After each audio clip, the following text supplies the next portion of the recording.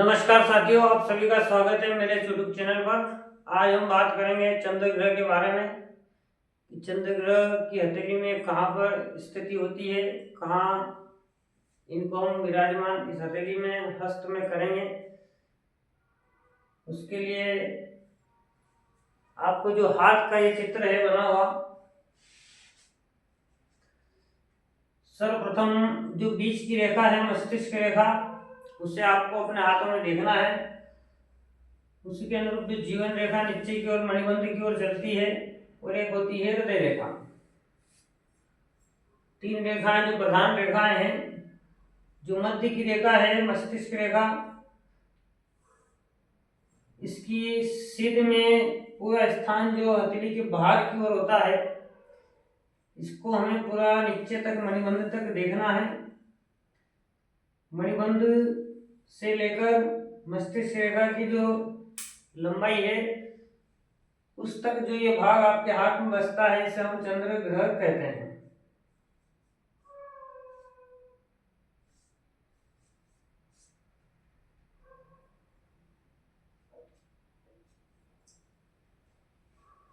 यहाँ पर हथेली में चंद्रमा का स्थान बताया गया है।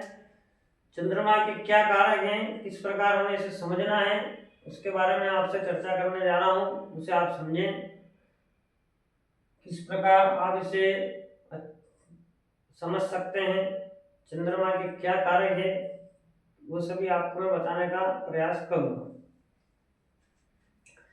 चंद्रमा का जो स्थान है यहाँ पर होने से, जिस प्रकार प्रकृति तीन गुणों से चल रही है, सतगुण, रजोगुण और तमोगुण, तीनों गुणों से व्यक्ति का जीवन प्रभावित है। कोई भी घटना शुभ अशुभ इन्हीं के कारण बदलने से जीवन में प्रभावित होती है। उसी के अनुरूप जो चंद्र ग्रह का ये भाग है, इसे हम तीन भागों में विभाजित करेंगे। एक भाग आपका सतोगुण, एक रजोगुण और एक तमोगुण। तीनों भागों को हम किस प्रकार समझें, किस भाग से हमें क्या देखना है, किस चीजों को समझना है, उसको मैं आपको बताने का प्रयास करूंगा।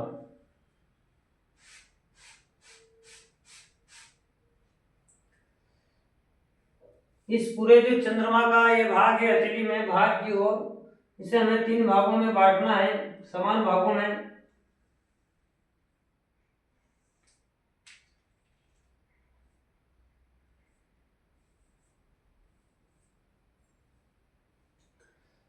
प्रथम भाग को हमें सत्वगुण देखना है, दूसरे भाग को रजोगुण और तीसरे भाग को हम तमोगुण से समझने का प्रयास करेंगे।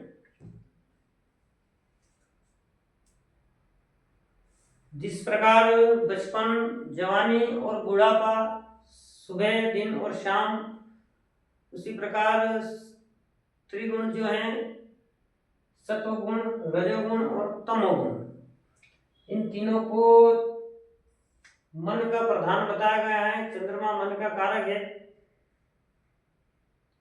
उसी के अनुरूप जो पहला भाग है, इसका प्रथम भाग वह सत्वगुण के अंतर्गत आता है। सत्वगुण का आशय यह है कि जो कर्म हमें अच्छा फल प्रदान करें, अच्छी उन्नति हमारे जीवन में करें, हमारा कल्याण करें, जिससे किसी की हानि ना हो, उनका विचार हम यहाँ से करेंगे। उसी के अनुरूप जो दूसरा भाग है रजोगुण का, इसके अंतर्गत जो भी सांसारिकता की चीजें हैं, भोग विलास की चीजें हैं, जितनी भी वस्तुएं हैं जिससे हम समझते हैं कि हमें यह मिल जाए तो हमारे मन को बहुत खुशी होती है, परंतु जो चीज मिल जाती है जीवन में, उसका फिर महत्व नहीं रहता है। फिर व्यक्ति नई चीजों को पकड़ना शुरू करता है। तो जितनी भी ऐसी तमाम चीजें हैं, उन सबको एक दूसरे भाग में रजोगुण से हम संबंधित करेंगे। उसी के अनुरूप इन दोनों गुणों के अलावा जो तमोगुण है, जो विनाश का, नाश का कारक है, क्रोध का कारक है, उसी के अनुरूप जितनी भी व्यक्ति के अंतर्गत बुरी आदतें हैं, बुरा स्वभाव है, दुराभ्यास है, जितने भी ऐसे कर्म जो समाज के लिए अच्छे नहीं है, उन सबका हम विचार यहाँ से करने का, बिल्कुल यहाँ से आपको समझाने का प्रयास करूंगा। चंद्रमा जो है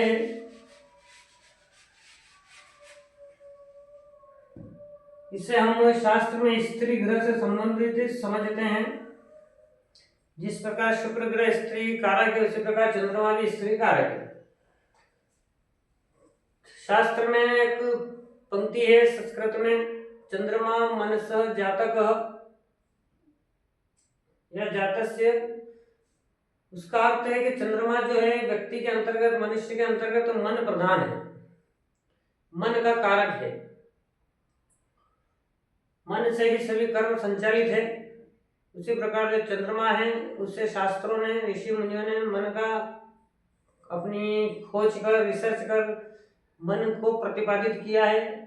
मन से हमें इसे समझना है कि चंद्रमा जो है मन का कारक है। सर्वप्रथम जो इसका प्रमुख गुण है, मुख्य गुण है, वह मन है।